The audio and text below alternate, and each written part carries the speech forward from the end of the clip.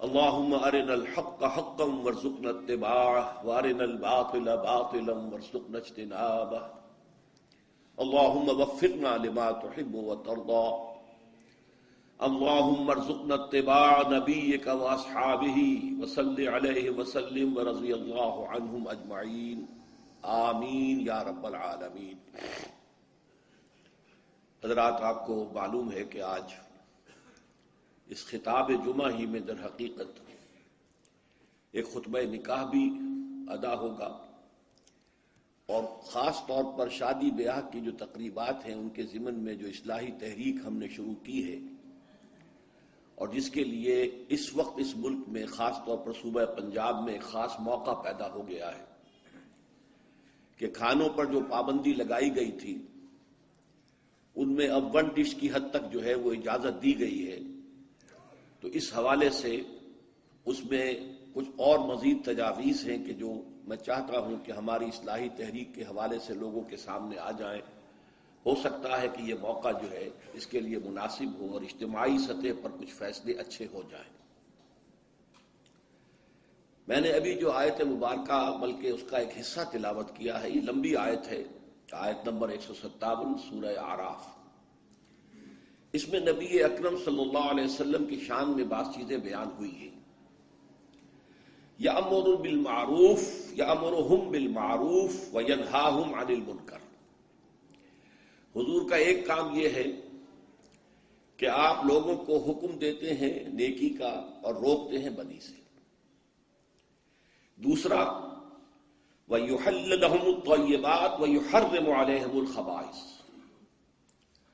ان پر حلال قرار دیتے ہیں پاکیزہ چیزوں کو، اور حرام قرار دیتے ہیں بری چیزوں کو، خبیث چیزوں کو، ناپاک چیزوں کو۔ تیسرا فعل، وَيَضَعُ عَنْهُمْ إِصْرَهُمْ وَالْأَغْلَالَ الَّتِي كَانَتْ عَلَيْهِمْ، اور لوگوں پر جو بوجھ لدے ہوئے ہیں اور جو ان کے گردنوں میں طوق پڑے ہوئے ہیں ان سے ان کو آزادی عطا کرتے ہیں۔ یہ نبی اکرم صلی اللہ علیہ وسلم کی شان میں 3 باتیں ہیں جو اس آیت میں آئی ہیں۔ اس کے بعد فرمایا گیا فَالَّذِينَ آمَنُوا بِهِ وَعَزَّرُوهُ وَنَصَرُوهُ وَاتَّبَعُوا النُّورَ الَّذِي أُنزِلَ مَعَهُ أُولَٰئِكَ هُمُ الْمُفْلِحُونَ۔ تو جو لوگ ان پر ایمان لائیں گے، ان کا احترام اور اعزاز کریں گے، ان کی مدد کریں گے، اور جو نور ان کے ساتھ نازل کیا گیا ہے اس کی پیروی کریں گے، تو وہی فلاح پانے والے ہوں گے۔ اللہم ربنا اجعلنا منہم، اللہم ربنا اجعلنا منہم، آمین یا رب العالمین۔ اب یہ جو میں نے 3 چیزیں بیان کی ہیں، اس وقت ان میں سے صرف ایک کے بارے میں مجھے گفتگو کرنی ہے۔ باقی پاکیزہ چیزوں کو حلال کرنا، خبیث چیزوں کو ناپاک کرنا ہمارے علم میں ہے، اس میں کوئی وضاحت کی اس وقت ضرورت نہیں۔ نیکیوں کا حکم دینا، بدی سے روکنا بالکل واضح ہے۔ یہ اسر اور اغلال کیا ہیں کہ جن سے نبی اکرم صلی اللہ علیہ وسلم نے نوع انسانی کو نجات دی ہے؟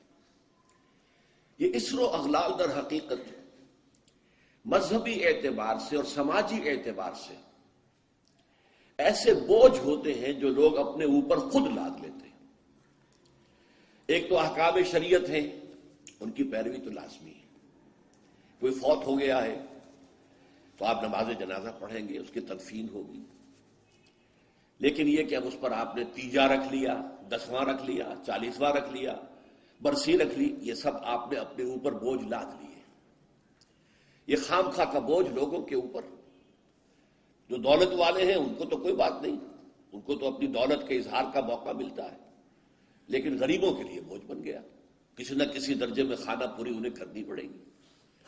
تو یہ جو رسومات و بدعات ہوتی ہیں یہ در حقیقت نوع انسانی کے لیے بوجھ بن جاتے ہیں کہ جن سے نجات دلانا بھی نبی اکرم صلی اللہ علیہ وسلم کا ایک فرض منصبی تھا۔ اسی طرح کا معاملہ شادی بیاہ کے اندر ہے۔ سادہ ترین تقریب، جو کم سے کم چیزیں کہ جو سنت رسول صلی اللہ علیہ وسلم سے ثابت ہیں اور تعامل صحابہ رضی اللہ تعالی عنہم اجمعین سے ثابت ہیں، اس پر اکتفا کرنے کی بجائے اس میں نئی تقریبات، ایک دعوت کی بجائے 5 6 دعوتیں ہو رہی ہیں، اور لوگ خرچ کر رہے ہیں، اسراف بھی ہو رہا ہے، تبذیر بھی ہو رہی ہے۔ پھر میں عرض کروں گا دوبارہ، جو کروڑ پتی ہیں ان کے لیے تو یہ اپنی دولت کے اظہار کا موقع ہوتا ہے کہ ہم بڑے دولت مند ہیں. غریبوں کے لیے یہ اسر اور اغلال بن جاتے ہیں. انہیں بھی خیال ہوتا ہے میری بھی بچی ہے، میں اس کے ہاتھ پیلے کر رہا ہوں، وہ کیا سوچے گی، فلاں کی شادی ہوئی تھی، اتنی بڑی دعوت ہوئی تھی، لیکن ان کو اتنی بھی توفیق نہ ہوئی کہ انہوں نے کچھ لوگوں کو کھانا کھلا دیا ہوتا. لہذا انسان کرتا ہے اور مجبوراً کرتا ہے. یہ اسر اور اغلال جو ہیں ان سے نجات دلانا بھی در حقیقت جو نبوی مشن ہے ان الفاظ کے روح سے حضور کے مقصد بعثت میں شامل ہے. چنانچہ میں نے آپ کو معلوم ہے کہ اصل تو اپنی زندگی لگائی ہے قرآن مجید کی طرف لوگوں کو دعوت دینے میں، اور کچھ عملی جد و جہد کے ایک ایسی جماعت تیار کی جائے کہ جو اس ملک کے اندر اسلامی نظام کو قائم کرنے کے لیے میدان میں آ سکے. یہ تو میرا اصل فنکشن رہا ہے، میرا اصل موضوع رہا ہے، میرے سارے اور بیشتر اوقات اس کام میں. ساتھ بھی میں نے 1973 سے یہ شادی بیاہ کے ضمن میں جو اسر اور اغلال ہم نے اپنے اوپر ڈال لیے ہیں، بوجھ لاد لیے ہیں اور گلے میں طوق پہن لیے ہیں، ان سے اس معاشرے کو آزاد کرانے کی کوشش جو میرے نزدیک نبوی مشن کا ایک حصہ ہے، میں نے اس کا بھی آغاز کیا تھا. اب اس کے ضمن میں آپ سے تمہیداً میں یہ عرض کروں کہ یہ احساس صرف میرا نہیں تھا، بہت سے لوگوں کا رہا ہے کہ یہ بہت اسراف شروع ہو گیا ہے، بہت تبذیر ہو رہی ہے. یہ جو ایک طومار ہے جو رسومات کا، اس میں وقت صرف ہوتا ہے، آنا جانا بیٹھنا وہاں، اس میں کتنا ہمارا قیمتی وقت لگ جاتا ہے. پھر کراچی میں خاص طور پر محسوس ہوا کہ اب کوئی بارات جا رہی ہے، اس کے ساتھ کچھ لوگ خود ہی ویسے ہی شامل ہو گئے. اب ظاہر بات ہے کہ وہاں کوئی آئیڈینٹی کارڈ جو ہے وہ لے کر تو داخلہ نہیں ہوتا. نتیجہ یہ ہے کہ انتظام کیا تھا 500 کا، آگے 1000، اور پھر وہ ایک پینک، اب فوراً جاؤ لاؤ کہیں سے کھانا لاؤ، کیا کرو. تو اس لیے انہوں نے پھر یہ شروع کیا کہ نکاح مسجد میں ہو، لیکن یہ کہ اس کے بعد وہ جو گھٹی میں پڑی ہوئی تھی باتیں، نکاح تو مسجد میں ہو گیا، پھر کسی ہوٹل کے اندر جا کر جو ریسیپشن بھی کر لیا. تو گویا کہ وہ انہوں نے صرف اپنے لیے ایک انتظامی سی سہولت بہم پہنچائی تھی، حقیقت میں کوئی بنیادی تبدیلی واقع نہیں ہو سکی. لیکن ضیاء الحق صاحب کا ذکر میں خاص طور پر کروں گا کہ انہوں نے اس سلسلے میں کوشش کی تھی، تعداد بھی مقرر کر دی، اس سے زیادہ مہمان نہ ہو اور بھی اس سے زیادہ خرچ نہ ہو. غالباً 5000 روپے کی کوئی مقدار مقرر کی گئی تھی، اگر میں غلط نہیں مجھے یاد ہے. لیکن ہوا کیا اس کا، کیونکہ انہیں اپنی سیاسی مصلحتوں کے تحت وڈیروں کی شادیوں میں شرکت کرنی پڑتی تھی جہاں ہزاروں مہمان ہوتے تھے. وہاں گویا کہ ان کے آرڈیننس کی دھجیاں ان کی نگاہوں کے سامنے بکھرتی تھی. تو اب ظاہر بات ہے کہ اگر آپ خود شریک ہو رہے ہیں تو آپ کا آرڈیننس تو ختم ہو گیا، اس سے کوئی نتیجہ حاصل نہیں ہوا. تیسری بات یہ ہے اس میں، اور یہ بڑی اہم ہے، اس کو سوچئے کہ اس کے ضمن میں دلیل صرف ایک دی جاتی رہی، سادگی ہونی چاہیے، سادگی ہونی چاہیے، کفایت شعری ہونی چاہیے، کفایت شعری ہونی چاہیے. لیکن یہ لفظ بے معنی ہے. سادگی کروڑ پتی کی کچھ اور ہے، لکھ پتی کی کچھ اور ہے، جھگی والے کی کچھ اور ہے. سادگی کی کوئی معنی نہیں ہے، ریلیٹو ٹرم ہے، آربیٹریری ٹرم ہے، اس کے لیے کوئی مفہوم معین نہیں ہے. لہذا واعظ اپنی جگہ پر ہوتا تھا اور جو بھی نصیحت، لیکن اس پر عمل کی کوئی شکل نہیں ہوتی تھی. اس پر اللہ تعالیٰ نے خصوصی رہنمائی میری فرمائی. میں اللہ کا شکر ادا کرتے ہوئے کہہ رہا ہوں، ہدایت جو بھی ملتی ہے اللہ کی طرف سے ملتی ہے.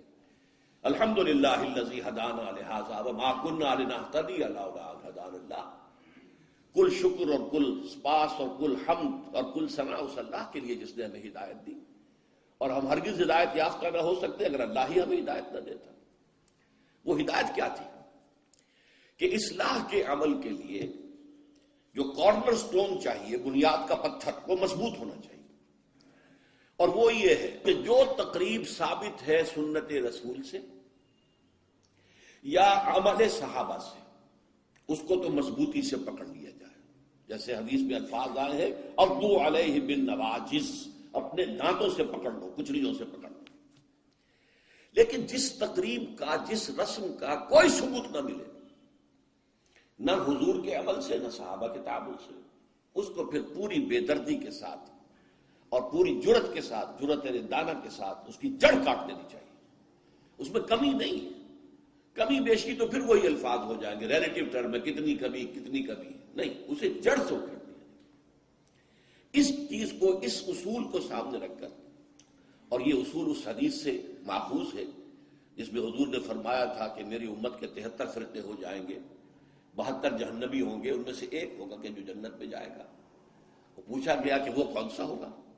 فرمایا ما انا علیہ واصحابی، وہ فرقہ یا وہ جماعت یا وہ لوگ جو میرے اور میرے صحابہ کے طرز عمل کی پیروی کریں۔ ان کا نام چاہے ایک نہ ہو، ان کا طرز عمل یہ ہو کہ وہ میرے اور میرے صحابہ کی پیروی کریں۔ اسی پر ماخوذ ہے، یہ اسی پر مبنی ہے۔ تو اس کے ضمن میں ہم نے جو اصلاحات تجویز کی ہیں اس میں سب سے پہلی اصلاح یہ ہے کہ نکاح مسجد میں ہونا چاہیے۔ یہ بات جو ہے شروع میں تو لوگوں کو عجیب سی لگی، لیکن جو دلائل میں نے دیے وہ اتنے کنونسنگ تھے کہ الحمدللہ اس کو تو لوگوں نے بہت جلد قبول کر لیا۔ ہمارے لیے سب سے بڑی دلیل کیا ہے کہ حضور کا قولی حکم ہے، اعلنوا ھذا النکاح واجعلوہ فی المساجد، نکاح کا اعلان عام کیا کرو اور مسجدوں میں منعقد کیا کرو۔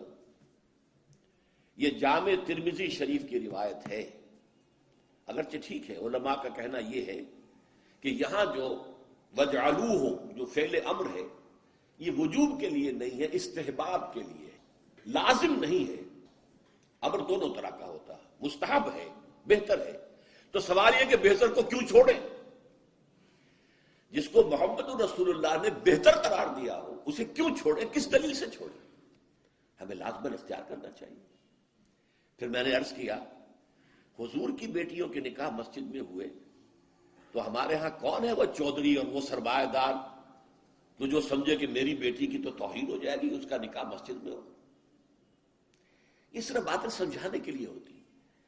حضور کی محبت ہر مسلمان کے دل میں ہے، لیکن کسی نے ادھر توجہ دلائی ہی نہیں تو لوگ کیا کریں؟ اس میں علماء کی فیلیور ہے سب سے بڑی، اور اس کی وجہ کیا ہے؟ وجہ یہ ہے کہ ہمارے مولوی عام طور پر کمی کاری ہوتے ہیں، ملازم ہوتے ہیں۔ دیہات میں تو ان کی حیثیت کمی کاروں سے زیادہ ہوتی ہی نہیں، وہ چودھریوں سے کیسے کہیں؟ عام شہروں میں بھی مساجد کی جو مینیجنگ کمیٹیز ہوتی ہیں وہ تو سرمایہ داروں پر، لوگوں پر، اونچے لوگوں پر ملتوی ہوتی ہیں، ان سے کیسے کہیں؟ لہذا یہ حدیث جو ہے بیان نہیں کی گئی، حدیث موجود ہے ترمذی شریف کی، اعلنوا ھذا النکاح واجعلوہ فی المساجد۔ میں نے اس حدیث کا حوالہ دیا تو لوگوں کی آنکھیں کھل گئی۔ جب کہا دیکھو اگر فاطمہ الزہرا رضی اللہ تعالی عنہا کا نکاح مسجد میں ہو سکتا ہے تو کس کی بیٹی زیادہ عزت والی ہے حضرت فاطمہ الزہرا رضی اللہ تعالی۔ تیسری بات میں نے اور دی دلیل، اور اس میں غیرت کو ابھارا کہ دیکھو عیسائیوں نے اب تک اپنے چرچ اور اپنے پادری کی یہ عزت برقرار رکھی ہے، ان کی شادی چرچ میں ہوگی، کہیں نہیں ہوگی، پرنسس ہو پرنس ہو وہیں جائے گا۔ اور اس میں مجھے ایک واقعہ یاد آتا ہے، جب شادی ہونے والی تھی پرنس اینڈریو کی، اس کی بیوی کا سارا فرگوسن جو نام تھا، اور وہ ذرا نٹ کھٹ قسم کی لڑکی کیا عورت تھی پوری، تو اس نے یہ کہا تھا، اس کا بیان آیا تھا، I will not say, I am not a timid type of woman, I won't say I will obey him۔ اس سے مجھے معلوم ہوا کہ ان کے نکاح کے اندر یہ قول بھی ہوتا ہے کہ پادری کے سامنے چرچ میں کھڑے ہو کر، چونکہ ان کے ہاں پردہ نہیں ہے، لڑکا اور لڑکی دونوں آمنے سامنے کھڑے ہو کر ایجاب و قبول کرتے ہیں، اور لڑکی یہ بھی کہتی ہے کہ میں اس کی تابع داری کروں گی۔ اس نے کہا میں نہیں کہوں گی، یہ کہنا تو پڑا، اس کے بغیر وہ پرنس اینڈریو کی دلہن نہیں بن سکتی تھی، شادی جو ہے وہ تو بہرحال چرچ میں ہوئی۔ ہمارا مولوی بیچارہ بغل میں دبا کر وہ رجسٹر اور بیٹھا سوکھ رہا ہوتا ہے، بارات تو ابھی آئی نہیں ہے، 2 گھنٹے گزر گئے، بیٹھا ہوا، یہ اس کی حیثیت ملازم کی۔ یہ وجہ ہے۔ اب جب اس سے بھی غیرت جاگی لوگوں کی، ہاں واقعی بات صحیح ہے، عیسائیوں کے ہاں اگر ابھی تک چرچ کا یہ مقام ہے اور پادری کی عزت ہے۔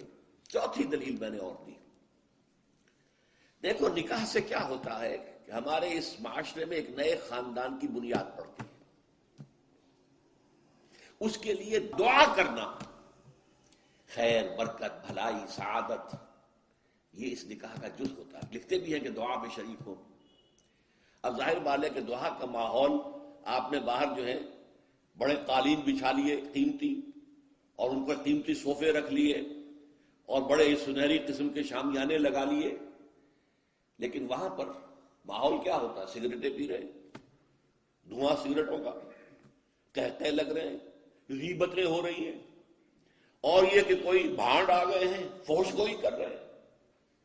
اس حال میں کوئی شخص جو ہے کونے میں بیٹھے ہوا مولوی صاحب جو من من من من من کر کے وہ کچھ پڑھتے ہیں اور کہتے ہیں دعا کر لو. اب دعا کیا خاک کر لو؟ دعا کے لیے ماحول ہوتا ہے، دل کی آمادگی ہوتی ہے، ذہنی اور نفسیاتی تیاری ہوتی ہے، تب دعا ہوتی ہے. یہ ماحول ہمارا، اس میں ہم نماز کے لیے جمع ہوئے ہیں، جمعے کے لیے جمع ہوئے ہیں، مسجد ہے، پاک ماحول ہے، لوگ اپنی اپنی حد تک اچھے کپڑے پہن کے آئے ہیں اور اس کے اندر عطر بھی لگایا ہے. حضور کی سنتیں ہیں یہ.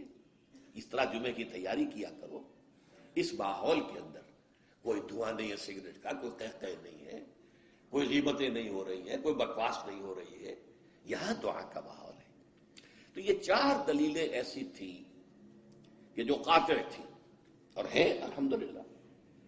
تو پہلی بات، مسجد کے اندر نکاح کی محفل منعقد کی جائے، اس کے لیے میں سمجھتا ہوں کہ ذرا سی تعلیم اور تلقین اگر ہو جائے، اور اگر حکومت کی سطح پر یہ کام ہو. ابھی تک تو یہ میں انفرادی طور پر ہو چکے ہیں، اب اس کو 30 برس میں نے جدوجہد کی ہے، ہماری تحریک کے تحت ہوئی ہے. اگر کہیں یہ سرکاری سطح پر، حکومت کی سطح پر ہو جائے تو یقیناً یہ ہے، میں کہتا رہا ہوں کہ بھئی برادریوں کے سطح پر فیصلہ کرو چلو، لیکن سرکاری سطح پر ہو جائے تو کیا کہتے ہیں. نمبر 2،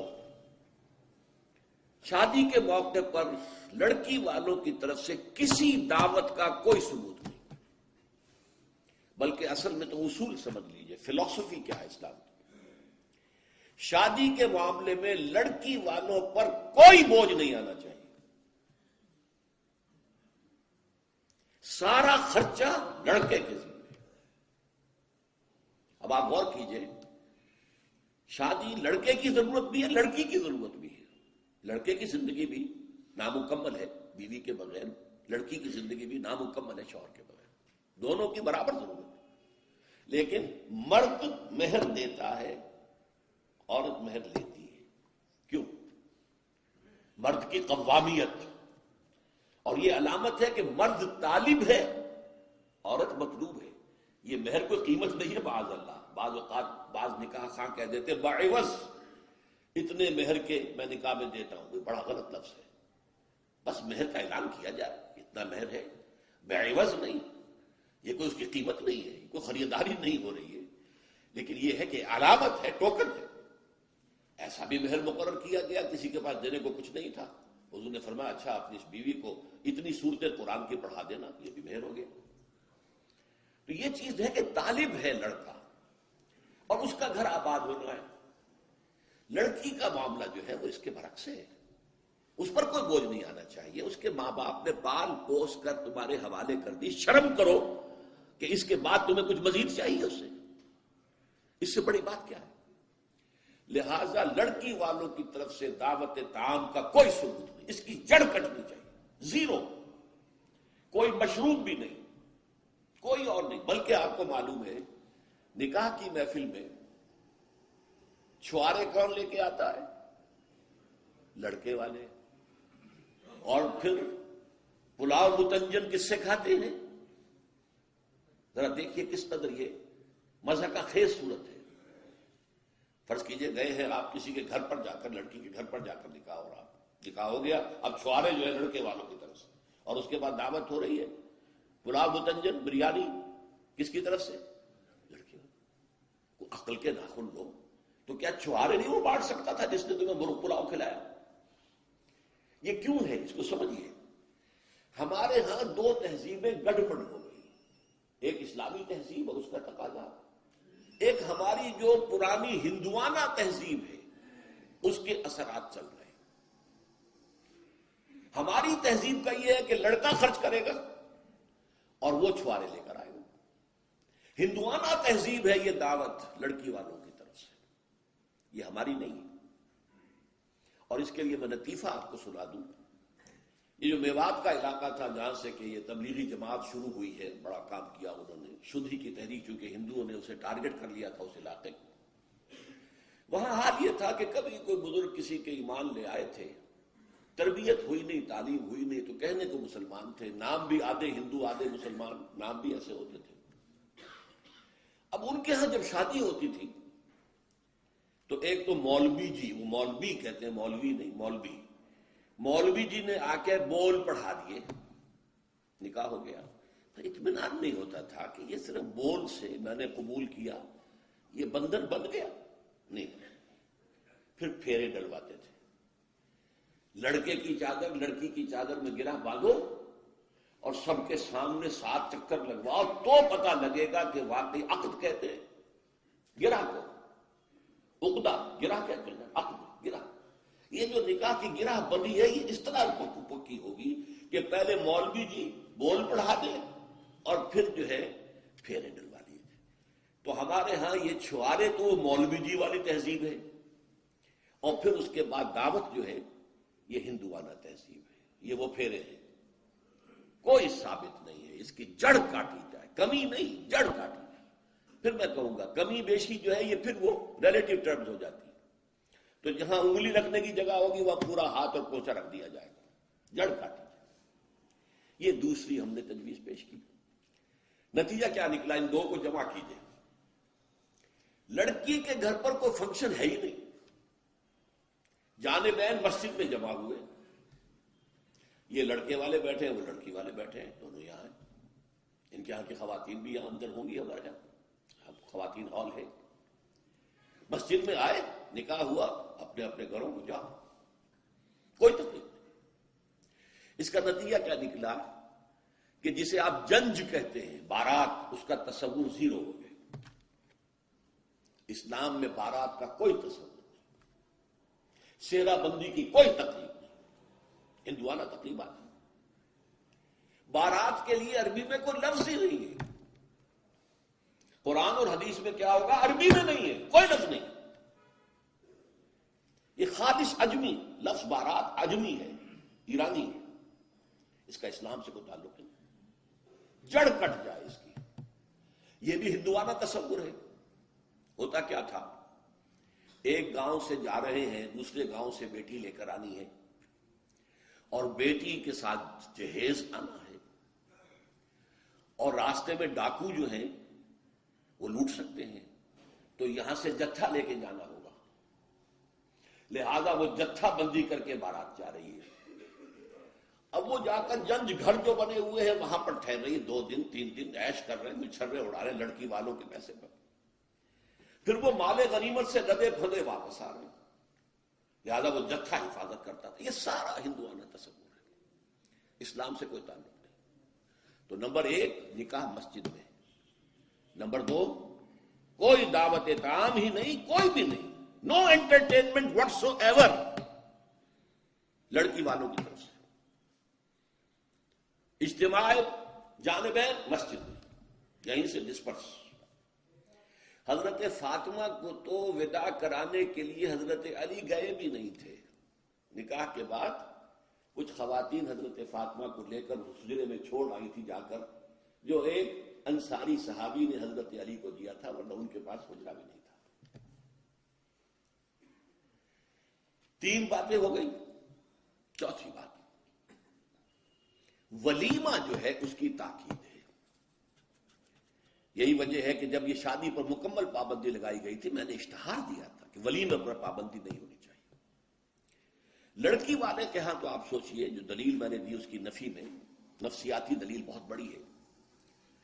لڑکی والے کے ہاں ویسے تو لفظ شادی، خوشی، وہاں بھی شادی یہاں بھی شادی. لڑکی والے کے ہاں خوشی نہیں ہوتی. اس کے گھر سے لخت جگر، نور چشم نکل کر جا رہی ہے، کیسے خوشی ہوگی؟ مائیں رو رہی ہوتی ہیں، انہیں غشی پڑی ہوتی ہے جب بچیاں نکل رہی ہوتی ہیں گھروں سے. بہن بھائی رو رہے ہوتے ہیں، باپوں کے آنکھوں کے اندر بھی آنسو آئے ہوتے ہیں، نمی آئی ہوتی ہے. میں نے بھی 5 بیٹیاں رخصت کی اپنے گھر سے، اور آنکھوں میں نمی آئی ہے. I couldn't withhold my tears.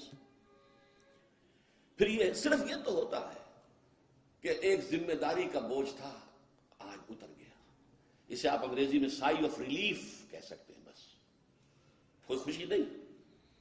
اس کی مثال میں دیا کرتا ہوں کہ کوئی جانور اگر قربانی کے لیے 10-15 دن پہلے آپ لے لیں، وہ بکرا کوئی مینڈھا، اور بچے اس کے ساتھ ہل جاتے ہیں، پھر کھلاتے ہیں، لے جاتے ہیں، چلاتے ہیں، تو پھر وہ عید کے دن جب آپ اسے قربان کرتے ہیں تو بچے پچھاڑے کھا رہے ہوتے ہیں، رو رہے ہوتے ہیں، اتنا لاڈ اس جانور سے ہو جاتا ہے.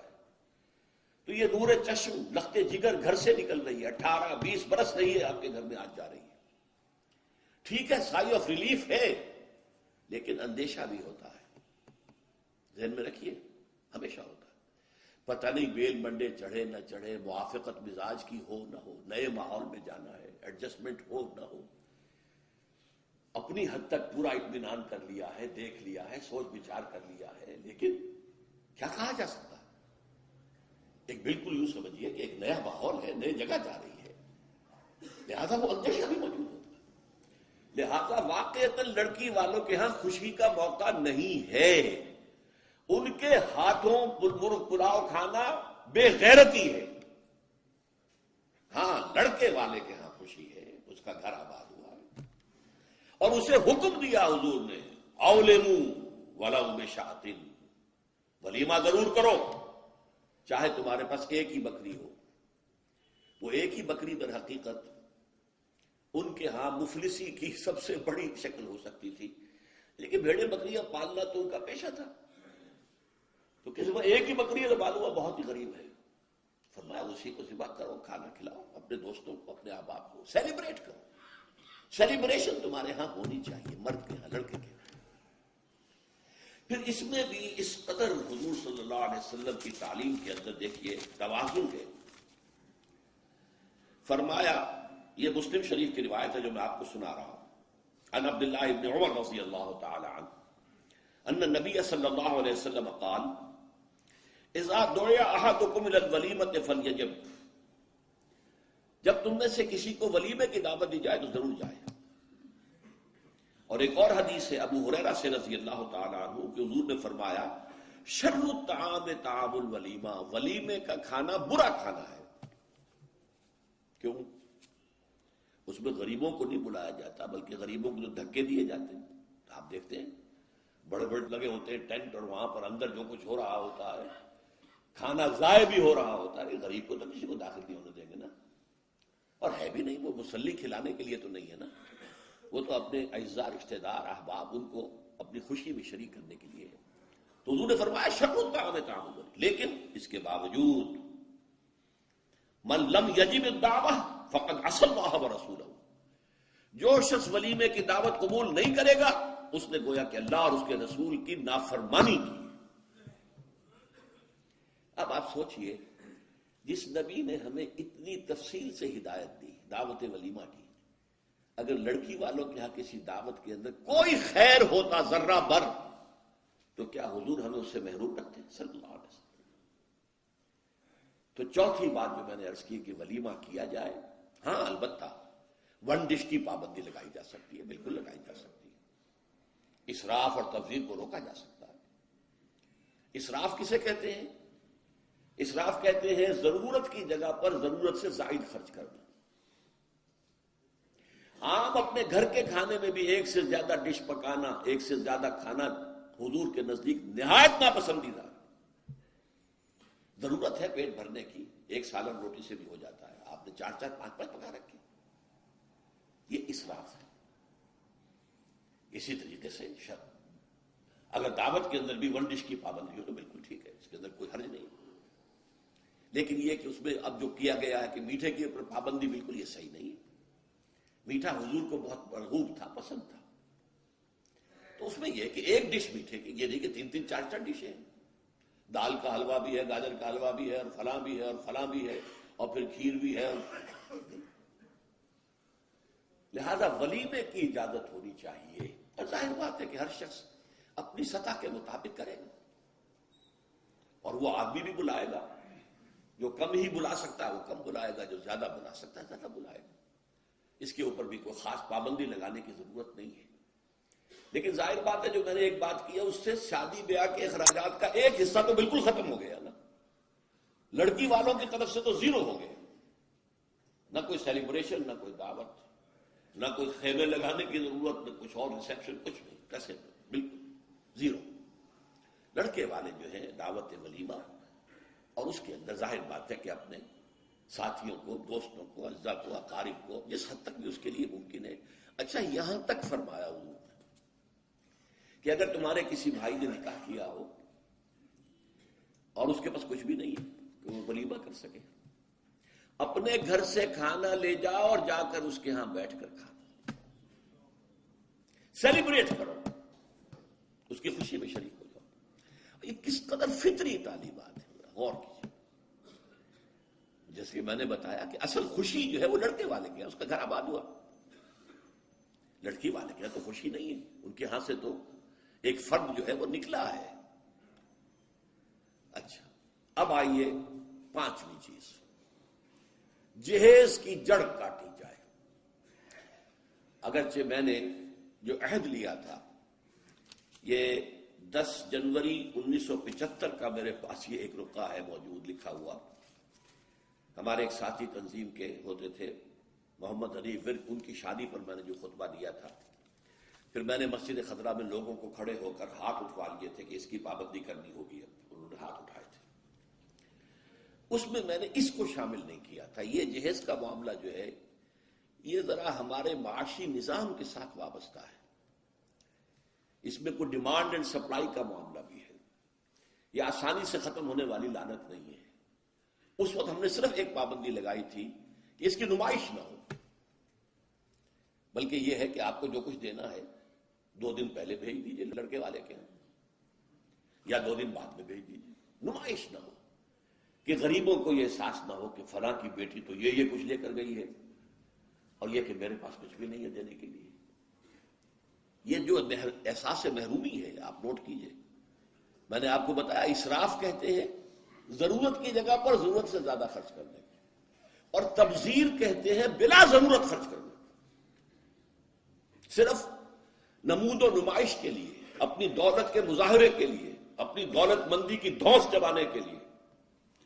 پوری کوٹھی جو ہے قمقمہ بنی ہوئی ہے، ہر جگہ پر ہر درخت کے ہر پتے کے ساتھ بلب لگا ہوا ہے، معلوم ہو جگمگ جگمگ جگمگ ہو رہی ہے. بڑے عمدہ لباس سفید براق پہنے ہوئے جو بہرے ہیں وہ کھانے ڈشیں لیے ادھر جا رہے ہیں. یہ جو کچھ ہے اسراف. اور اس کے بعد تبذیر کے بارے میں تو فرمایا اسراف کے لیے تو صرف یہ کہا تسرفو لا تسرفو، اسراف نہ کرو. کلوا واشربوا ولا تسرفوا، کھاؤ پیو اسراف نہ کرو. لیکن تبذیر کے بارے میں فرمایا ان المبذرین کانوا اخوان الشیاطین. یہ مبذر جو ہیں یہ تو شیطانوں کے بھائی ہیں. کیوں؟ کافی عرصے تک میرا ذہن اس پر اڑا رہا کیوں تشبیہ دی گئی. پھر بات کھلی سورہ مائدہ میں جا کر شراب کی حرمت کے ضمن میں الفاظ آئے انما یرید الشیطان ان یوقع بینکم العداوۃ والبغضاء فی الخمر والمیسر. یہ شیطان یہ چاہتا ہے مسلمانوں کہ تمہارے اندر آپس میں بغض اور دشمنی پیدا کر دے شراب کے ذریعے اور جوئے کے ذریعے. شیطان چاہتا یہی ہے. اس شیطان کا حربہ لوگوں کے دلوں کو پھاڑ دینا، کلاس کانشسنس پیدا کر دینا، محرومین اور مترفین کے علیحدہ کرتے ہو جائیں، اور پھر لڑیں گے ٹکرائیں گے پھر. اور یہی کام اس میں ہے. جس گھر میں لڑکی کی شادی پر اس طریقے سے پیسہ جو ہے بہایا جا رہا ہے پانی کی طرح، وہاں کوئی شوفر بھی ہے، ان کا ڈرائیور، کوئی پہرے دار بھی ہے، کوئی خانسامہ بھی ہے. اس کی بیٹی بیٹھی ہوئی ہے، بوڑھی ہو رہی ہے، وہ ہاتھ پیلے نہیں کر سکتا. اس کے دل کے جذبات کیا ہوں گے اس وقت؟ کیا یہ اور میں بھائی ہیں آپس میں؟ انما المؤمنون اخوۃ. یہ واز کہنے کی بات ہے، یہ سب ڈھکوسلے ہیں. انما المؤمنون اخوۃ، یہ ہم بھائی ہیں. میری بیٹی بوڑھی ہو رہی ہے، ہاتھ پیلے نہیں کر سکتا، اور ان کے ہاں دولت جو ہے وہ پانی کی طرح بہ رہی ہے. یہ دل پھٹ گئے کہ نہیں؟ یہ طبقاتی شعور ابھرا کہ نہیں؟ ان یوقع بینکم العداوۃ والبغضاء فی الخمر والمیسر، عداوت اور بغض اور دشمنی پیدا کر دی۔ بہرحال پانچویں چیز میں عرض کر رہا تھا، جہیز۔ اس زمن میں چونکہ ایک بہت بڑا مغالطہ ہمارے ہاں لوگوں نے پیدا کر دیا ہے، حضرت فاطمہ رضی اللہ تعالی عنہا کے جہیز کا ذکر کر دیا۔ اسلام میں قطعاً کسی جہیز کا کوئی تصور نہیں۔ جو میں کہہ چکا ہوں فلسفہ یہ ہے، لڑکی والے پر کوئی ایک پیسے کا بوجھ نہیں آنا چاہیے۔ حضرت فاطمہ کے جہیز کا معاملہ کیا تھا کہ ان کی شادی اس اعتبار سے یونیک تھی کہ لڑکی کے والد حضور اور لڑکے کے ولی حضور، حضرت علی کا اور کون تھا وہاں؟ اب حضور نے پوچھا، علی تمہارے پاس کچھ ہے مہر دینے کو؟ مہر تو دینا ہوگا نا، مہر تو لازم ہے۔ انہوں نے صاف ہاتھ چھاڑ دیے اپنے کہ میرے پاس تو کچھ بھی نہیں ہے۔ وہ تو فقراء صحابہ میں سے تھے، جیسا کہ میں نے آپ کو بتایا ابھی، ان کے پاس تو کوئی گھر بھی نہیں تھا، حجرہ بھی ایک انصاری صحابی نے انہیں دیا ہے کہ یہاں آپ اپنی بیوی کو رخصت کرا کے لے آئیں۔ کہ میرے پاس تو کچھ نہیں۔ فرمایا تمہارے پاس ایک زرہ ہوتی تھی؟ کہ جی ہاں زرہ تو ہے۔ انہوں نے کہا اصل میں سمجھا کہ زرہ تو ایک ہتھیار ہے، جہاد کے لیے ہے، وہ کوئی دولت تو نہیں ہے۔ آپ نے فرمایا جاؤ اسے بیچو یا گروی رکھو، قرض لے کے آؤ، لیکن مہر تو دینا۔ وہ گئے اپنی زرہ لے کر بازار میں آواز لگائی، حضرت عثمان نے خرید لیا 30 دینار یا درہم جو بھی ہے، اس میں رقم کا میں یقین سے نہیں کہہ سکتا، اور بعد میں پھر واپس کر دی۔ اس وقت اگر ویسے ہی دیتے 30 دینار یا 30 درہم تو حضرت علی کی جو غیر آپ کی ذرا واپس، وہ لا کے حضور کے سامنے پیسے رکھ دیے گئے۔ حضور نے کچھ تو گھر کے اندر بھجوائے کہ فاطمہ کے لیے کوئی خوشبو، کوئی تیاری، کوئی اچھے کپڑے کو بنائے، اور باقی سے وہ سامان بنا دیا۔ ایک گدا جس میں کھجور کی چھال بنی ہوئی تھی، 2 تکیے کھجور کی چھال کے، ایک مشکیزہ پانی لانے کے لیے کنویں سے، ایک چکی جو یا گندم جو بھی ہوگی پیسنی ہوگی، 1-2 بالوئی سے برتن، بس یہ ہے جہیز۔ اور یہ حضرت علی نے جو مہر کی رقم پیش کی تھی اس میں سے حضور نے بنا کر دیا۔ وہ رقم جو ہے حضرت فاطمہ کا حق تھا نا، مہر تو لڑکی کا حق ہے، اسی کے گھر کا سامان بنا دیا۔ اپنے پاس سے حضور نے ایک پیسے کی کوئی شے نہیں دی۔ اس کے لیے یہ بھی دلیل نوٹ کر لیجئے کہ حضور کی اور بھی تو بیٹیوں کی شادی ہوئی کہ نہیں۔ حضرت عثمان کے گھر میں 2 بیٹیاں گئی ہیں حضور کی۔ پہلی بیٹی تو خیر مکے میں گئی تھی، ابھی شاید وحی کا آغاز بھی نہ ہوا ہو، میں یقین سے تو نہیں کہہ سکتا، ہو سکتا ہے کہ حضور کی نبوت کے ظہور سے پہلے شادی ہوئی ہو سکتا ہے، ممکن ہے، لیکن ایک شادی تو مدینے میں ہوئی ہے۔ اور حضرت عثمان کا گھر بھرا ہوا، ہر شے کا سامان موجود ہے، سامان جگہ موجود ہے، کسی جہیز کا کوئی تذکرہ ملتا ہے؟ تو یہ جہیز نہیں تھا، یہ خالص ہندوانہ تصور ہے۔ اور اس کی وجہ کیا ہے؟ وجہ یہ ہے کہ ہندوؤں میں لڑکی جو ہے، بیٹی جو ہے، وہ وارث نہیں ہے، اسے وراثت میں کوئی حصہ نہیں ملتا، لہذا جب اسے گھر سے رخصت کر رہے ہیں تو وہ دان دہیج، یعنی یہ ایک خیرات ہے جو دے رہے ہیں، لڑکی کا حق کوئی نہیں ہے۔ بلکہ راجپوتوں وغیرہ میں تو ہندوؤں کے اندر آپ کو معلوم ہونا چاہیے، لڑکا بھی صرف بڑا لڑکا وارث ہوتا تھا تاکہ زمین کے ٹکڑے نہ ہوں۔ 10 مربع ہیں تو 10 مربع ہی جائیں گے، چھوٹے بھائی بھی اس کے کمی کاری ہوتے تھے، بس ان کا کوئی حق نہیں۔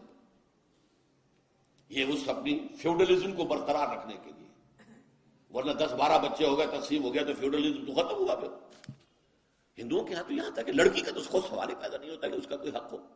تو اسلام نے حق دیا ہے، لیکن یہ ہے کہ اس کا حق ہے، باپ فوت ہوگا اس کی وراثت میں سے حصہ اسے ملے گا، مما قل منہ او کثر، چاہے زیادہ ہو چاہے کم ہو، فریضۃ من اللہ، اللہ کی طرف سے فرض ہے، یہ لازم ہے۔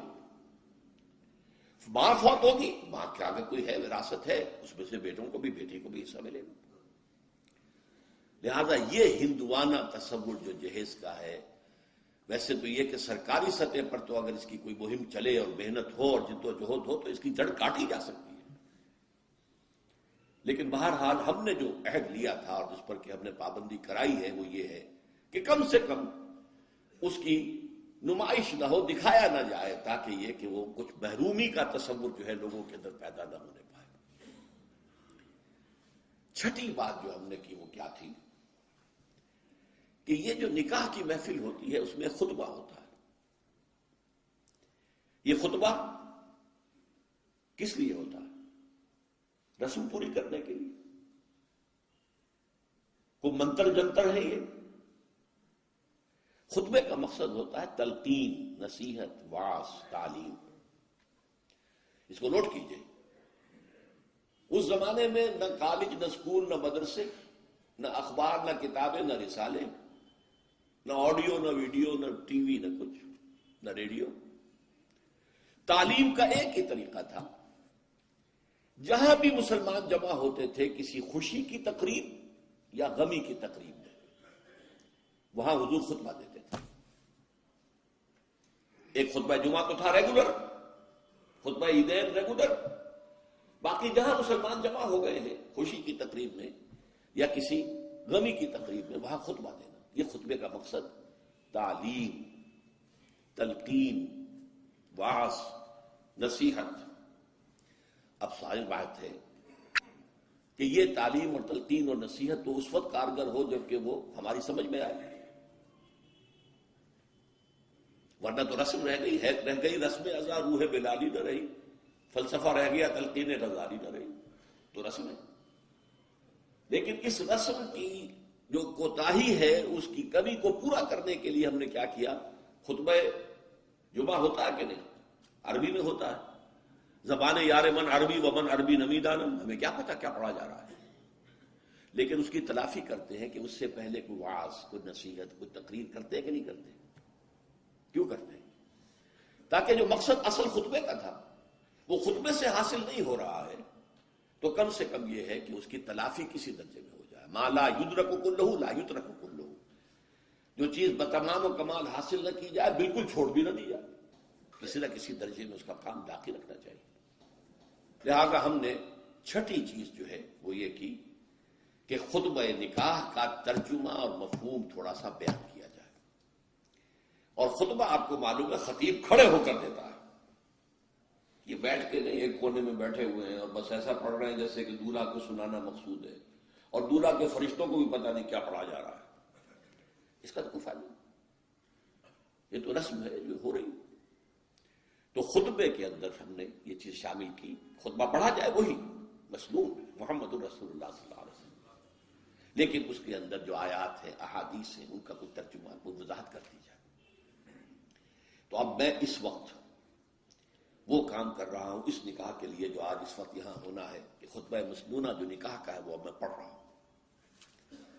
الحمدللہ الحمدللہ نحمده ونستعینه ونستغفره ونؤمن به ونتوکل علیہ ونعوذ باللہ من شرور انفسنا ومن سیئات اعمالنا من يهده الله فلا مضل له ومن يضلله فلا هادي له ونشهد ان لا اله الا الله وحده لا شريك له ونشهد ان محمدا عبده ورسوله صلى الله عليه وسلم۔ اما بعد فاعوذ بالله من الشیطان الرجیم، بسم اللہ الرحمن الرحیم۔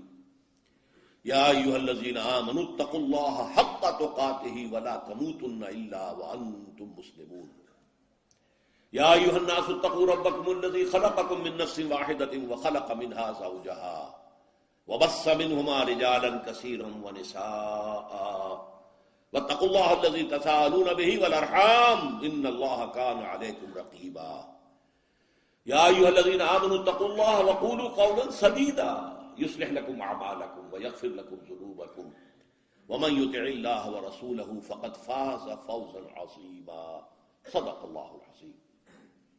وقال النبی صلی اللہ علیہ وسلم النکاح من سنتی، وقال صلی اللہ علیہ وسلم من رغب عن سنتی فلیس منی، وقال صلی اللہ علیہ وسلم اعلنوا هذا النکاح واجعلوه فی المساجد او کما قال صلی اللہ علیہ وسلم۔ میں اس کی وضاحت کیا کرتا ہوں، آج اب وقت بہت کم رہ گیا ہے، صرف ترجمہ کروں گا اس وقت۔ اس خطبے کے 3 حصے ہیں، 2 حصے مسنون ہیں، تیسرے کا اضافہ علماء نے کیا ہے۔ پہلا مسنون حصہ وہ ہے جو حضور ہر خطبے میں پڑھتے تھے، خطبہ جمعہ، خطبہ عید، کہیں لشکر بھیج رہے ہیں تو خطبہ دے رہے ہیں تو اس میں بھی، اور وہ در حقیقت ہمارے ایمان اور اسلام کا خلاصہ ہے کہ گویا کہ تجدید ایمان اور تجدید اسلام ہم کر رہے ہیں جبکہ وہ خطبہ محفل میں پڑھا گیا۔ ترجمہ کیا ہے؟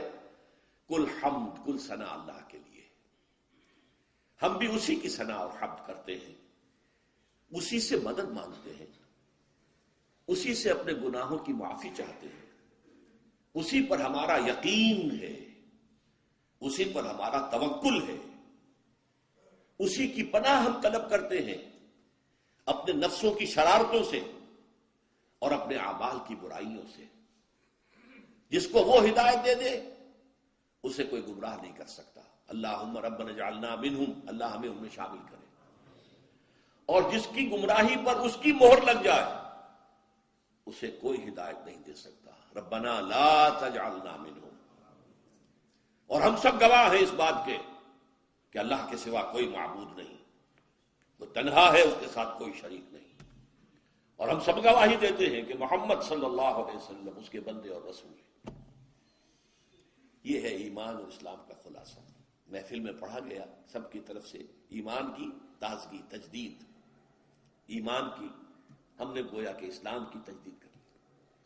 اس کے بعد 4 آیتیں حضور نے چنی ہیں، ایک سورہ آل عمران سے، ایک سورہ نساء سے، 2 سورہ احزاب سے۔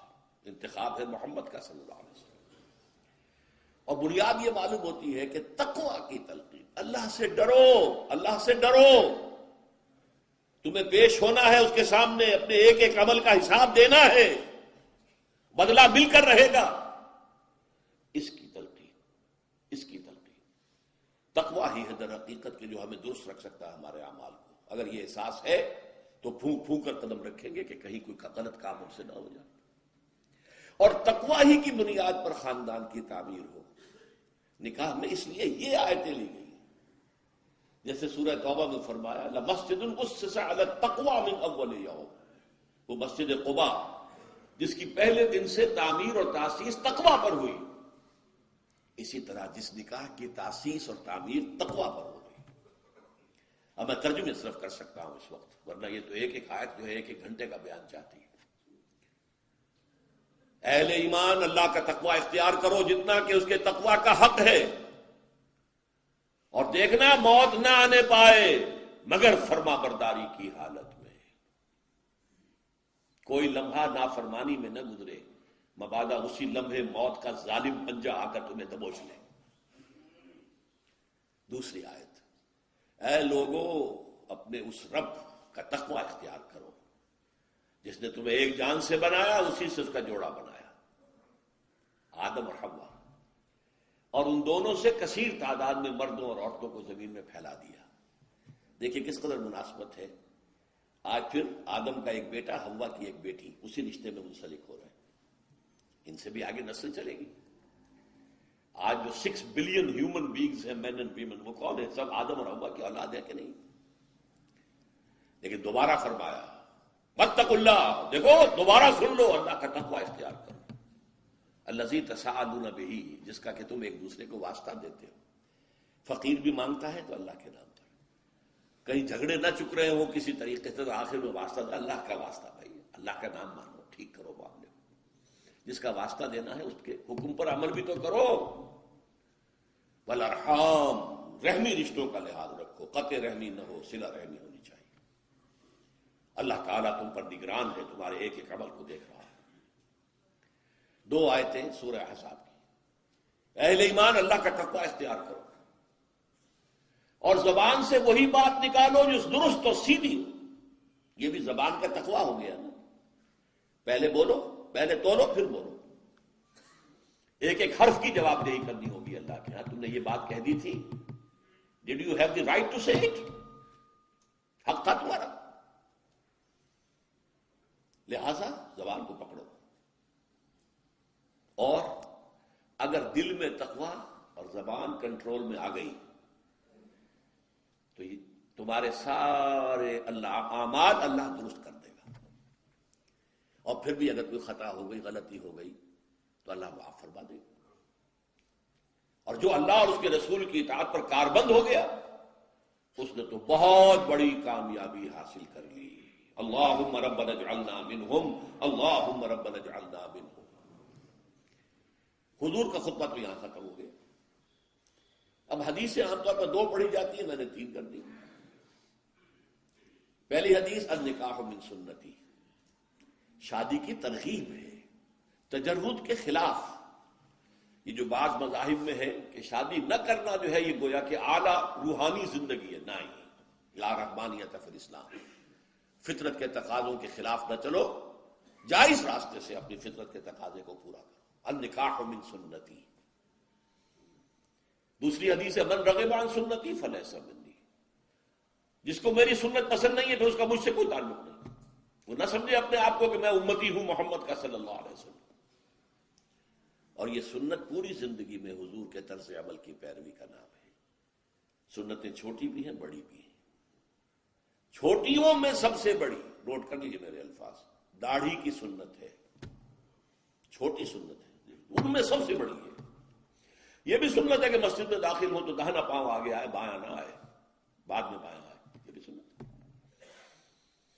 چھوٹی سنتوں میں سب سے بڑی داڑھی کی سنت ہے۔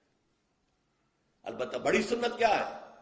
حضور نے وحی کے آغاز کے بعد سے لے کر اس حیات دنیاوی کے آخری سانس تک 2 کام کیے، اللہ کے دین کی دعوت و تبلیغ اور اللہ کے دین کو قائم کرنے کے لیے جہاد اور قتال۔